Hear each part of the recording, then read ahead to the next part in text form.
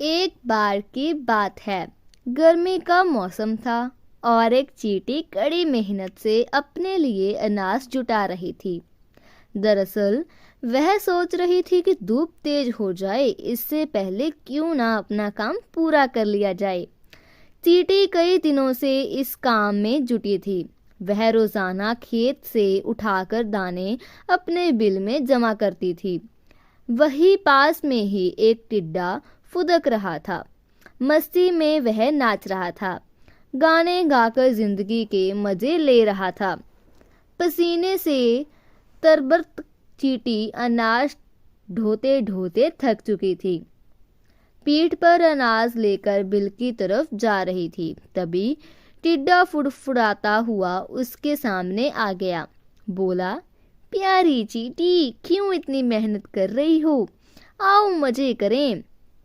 चींटी ने टिड्डे को नजरअंदाज किया और खेत से उठाकर एक एक दाना अपने बिल में जमा करती रही। मस्ती में डूबा टिड्डा चींटी को देखकर हंसता और मजाक उड़ाता।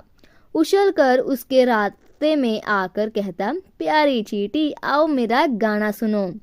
इतना बढ़िया मौसम है, ठंडी हवा चल रही है और सुहानी धूप है। क्यों इतनी मेहनत करके इस खूबसूरत दिन को बर्बाद कर रही हो? टिड्डा की हरकतें से चींटी परेशान हो गई।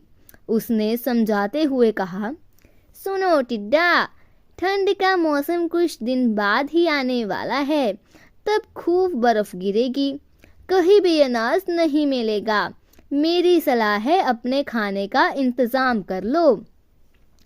धीरे धीरे गर्मी का मौसम खत्म हो गया।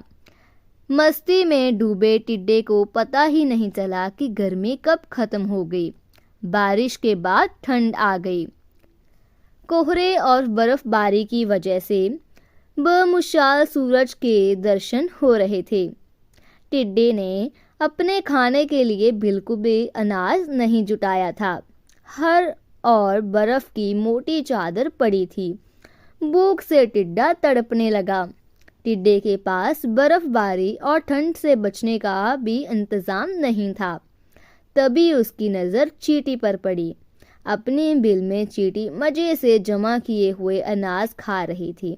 तब टिड्डे को एहसास हुआ कि समय को बर्बाद करके उसे क्या मिला। भूख और ठंड से तड़पते टिड्डे की फिर चींटी ने मदद की। खाने के लिए उसे कुछ अनाज दिए। चींटी ने ठंड से बचने के लिए खूब घास फूस जुटाई थी। उसी से टिड्डे को भी अपना घर बनाने के लिए कहा। तो दोस्तों, इस कहानी से हमें यह सीख मिलती है कि अपने काम को मेहनत और लगन के साथ करना चाहिए।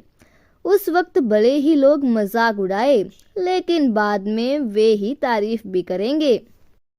ऐसी और मज़ेदार कहानियाँ सुनने के लिए हमारे इस चैनल को लाइक एंड सब्सक्राइब करें। Thank you.